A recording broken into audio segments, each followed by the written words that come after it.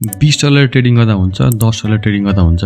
मलाई यस्तो खालको धेरै मेसेज आउँछ। आखिर कति पैसा चाहिन्छ त फरेक्समा ट्रेडिङ गर्नलाई? आज हामी यही विषयमा कुरा गर्नेछौँ। फरेक्समा ट्रेडिङ गर्नलाई कति पैसा चाहिन्छ भनेर सोध्नुभन्दा पहिला मलाई नेपाल शेयर मार्केटमा ट्रेडिङ गर्नलाई कति पैसा चाहिन्छ त्यो भन्नुहोस्। कति चाहिन्छ? 1 लाख, 2 लाख, 50,000, 20,000 कति चाहिन्छ? शेयर मार्केटमा कतिबाट स्टार्ट गर्न मिल्छ भनेर कुनै सेट एमाउन्ट छैन। 1000, 100, 200 बाट नै मिल्छ शेयर किन्ने नै भने त हैन र। शेयर कम्पनीको प्राइस कति छ त्यस अनुसार हुन्छ। प्राइस जति छ त्यस हिसाबले पैसा चाहिने हुन्छ। शेयर मार्केटमा शेयरको प्राइस हुन्छ त्यही हिसाबले पैसा चाहिन्छ भन्ने हामीलाई थाहा छ भने हामीलाई किन कमोडिटी र फरेक्समा चाहिँ यस्तो कन्फ्युजन छ? $10 बाट ट्रेडिङ गर्दा हुन्छ भनेर चाहिँ किन यस्तो क्वेसन आउँछ हामीलाई? फरेक्समा नि प्रत्येक पेयरको प्राइस हुन्छ वा भनौँ कोड प्राइस हुन्छ। त्यो प्राइस अनुसार तपाईसँग ब्यालेन्स हुनुपर्छ।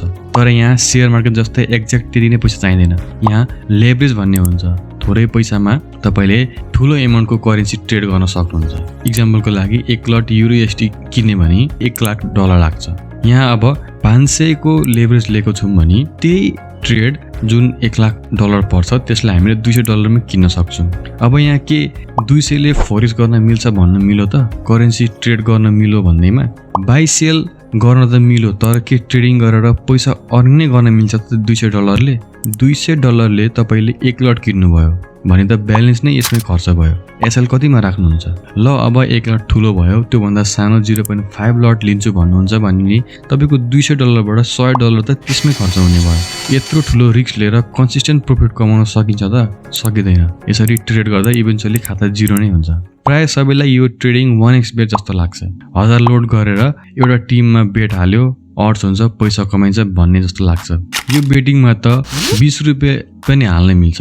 मिल्यो भने कमायो, मिलेन भने गयो। फेरि अर्को बेट हाल्नलाई फेरि पैसा लोड गर्यो। तर ट्रेडिङ भनेको बेटिङ होइन। यहाँ प्रत्येक पेयरको कोड प्राइस हुन्छ, चार्ट हुन्छ, एनालिसिस गर्नुपर्छ। इन्ट्री लिँदा कता लिने, एसएल कहाँ राख्ने, कहाँ राख्दा चाहिँ एसएल छुँदैन, यो सबै हेर्नुपर्ने हुन्छ। अझ एसएल छुँदा कति % लस हुन्छ, ब्यालेन्सको कति % कम हुन्छ यदि एसएल छुयो भने भन्ने सबै कुरो थाहा हुनुपर्छ। अनि यो कुराहरू सबै अगाडि नै प्लानिङ गर्नुपर्ने हुन्छ। बेटिङ र ट्रेडिङको डिफरेन्स नै यही हो। ग्याम्बलरले आफ्नो ब्यालेन्स बचाउनु भन्दा बढी पैसा कमाउन फोकस गर्छ, त्यही भएर बढी रिस्क गर्छ र लास्टमा सबै गुमाउँछ। तर ट्रेडरले आफ्नो ब्यालेन्सलाई नै जोगाउँदै एफोर्डेबल रिस्क लिँदै ब्यालेन्स ग्रो गर्दै जानुपर्छ। यो सबैको प्लानिङ गर्नुपर्छ ट्रेड लिनुभन्दा अगाडि। र यो सबै पोसिबल नै हुन सक्छ, तर बेटिङमा यो सम्भव छैन। तपाईले जे गरे पनि तपाईले पैसा हार्नुहुन्छ। त्यो सिस्टम नै तपाईबाट पैसा तान्नलाई बनाएको हो। तर ट्रेडिङमा त अपर्च्युनिटी छ। यहाँ ह्युज चान्सेस छ वेल्थ क्रिएट गर्ने र हामीले धेरै एक्जाम्पल नै देख्न सक्छौँ हाम्रै वरिपरि पनि। त्यसैले अब $20, $10 हालेर अनि ट्रेड लिएर कसरी यो सबै प्लानिङ गर्नुहुन्छ त? सम्भव छ त? छैन। $20 बाट ग्रो गर्छु भनेर मलाई एकजनाले मेसेज गर्नुभएको थियो।